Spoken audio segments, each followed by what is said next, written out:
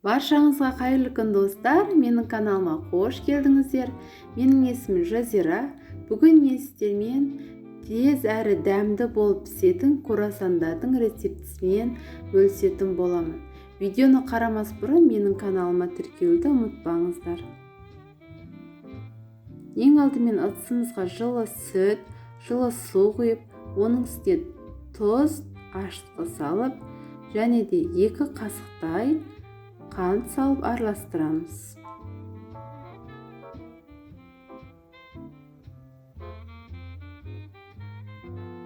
Сұйық май құямыз. Және де бізге 2 дана жұмыртқа қажет. 1 дана жұмыртқаның сары уызын алып қаламыз, қалған қосатын боламыз.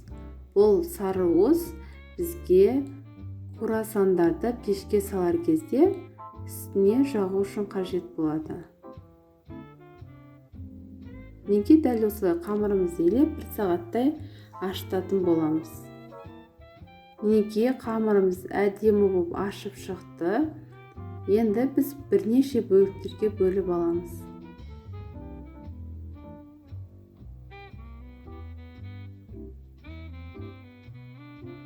Неге көріп тұрғандарыңызды бірнеше бөліктерге бөліп алдым.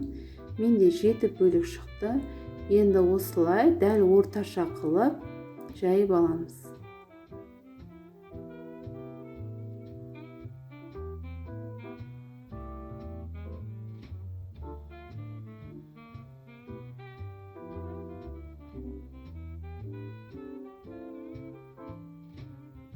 Не достар, дәл осылай орташаға жайып алдық. Енді бөлме температурасында тұрған сары майымызды жағып шығамыз.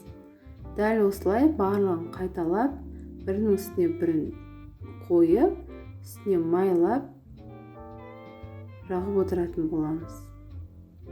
Неге соңғысын біз майламаймыз, өйткені біз қамырымызды жаюымыз керек.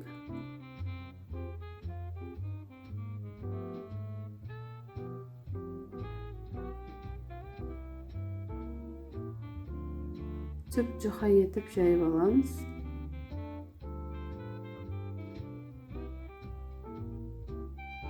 Неге жайып алдық? Енді видеода көріп тұрғандарыңыздай кесіп шығамыз.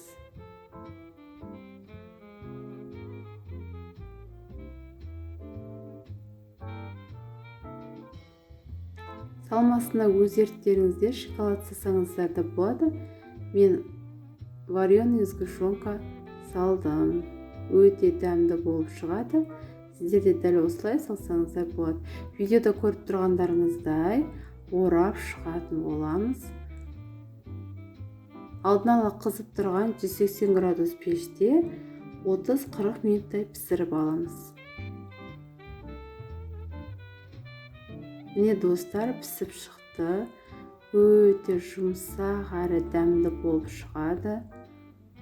Мен сіздерге арасын көрсетейін. Міне достар, көріп тұрғандарыңыздай өте жұмсақ, қатпарлы болып шығады. Сіздер де жасап көріңіздер, сіздерге ұнайтынына сенімдімін. Егер сіздерге видео ұнаса, менің каналыма тіркеліп, лайк басып, пікір қалдыруды ұмытпаңыздар. Астарыңыз дәмді болсын.